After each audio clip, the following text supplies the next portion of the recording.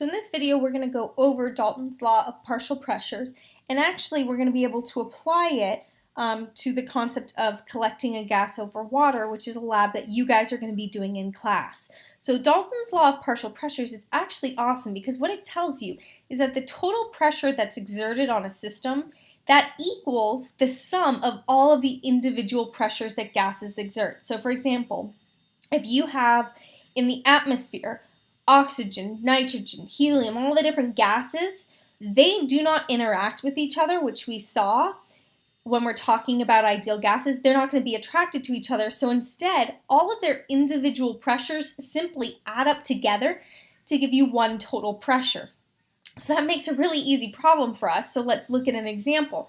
It tells you air contains oxygen, nitrogen, carbon dioxide, and trace amounts of other gases. What is the partial pressure of oxygen at 101.30 kilopascals of total pressure if the partial pressure of nitrogen, carbon dioxide, and other gases is 71.10, 0.040, and 0.94 kPa respectively? Well, I know my total pressure is 101.30, and I know the partial pressure of all the other guys except for oxygen, so I'm going to add up all of their pressures plus the partial pressure of oxygen. So all I have to do to figure out the partial pressure of oxygen is take the total pressure and subtract from it the partial pressure of each of the other gases, and that gives me a partial pressure of 21.22 kilopascals. So that's all there is to Dalton's law of partial pressures. So let's actually apply this in a situation that we might find ourselves in the lab. So if I am for some reason collecting a gas over water, and you're going to be doing this with lighters and releasing gas, you're going to be allowing the gas to be released right over water and collecting the gas in a graduated cylinder. Well, the partial pressure of the gas that you're releasing, plus the partial pressure of water, that equals your total pressure. So that's just Dalton's law of partial pressures. So let's look at an example.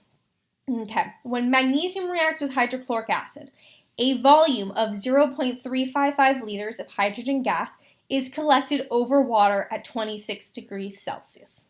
The vapor pressure of water at 26 degrees Celsius is 25 millimeters of mercury.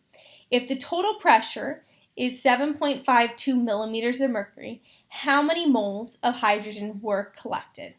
Okay, so imagine what you're doing is you're allowing this reaction to occur. It's occurring right over, the gas is being produced right over water, simply sometimes for safety purposes or whatever it may be. The only issue with collecting it over water is the fact that water itself is going to have a pressure.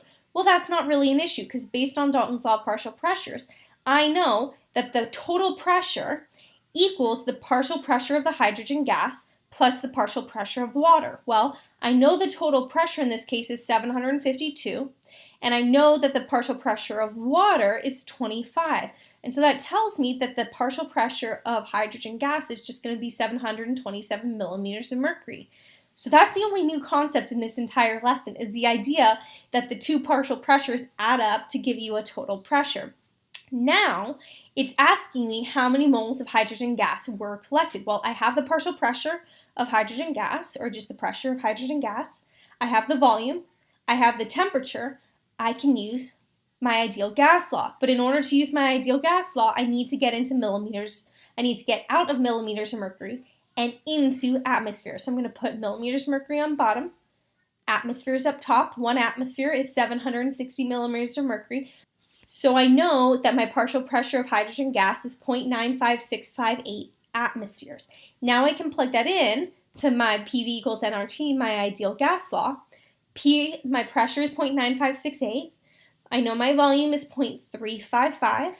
That equals, well, I'm solving for my number of moles, times my R, times my temperature. Remember, temperature has to be in Kelvin, so I'm going to add 26 degrees Celsius plus 273, and that gives me 299. So when I solve for my number of moles, I get 0.0138 moles.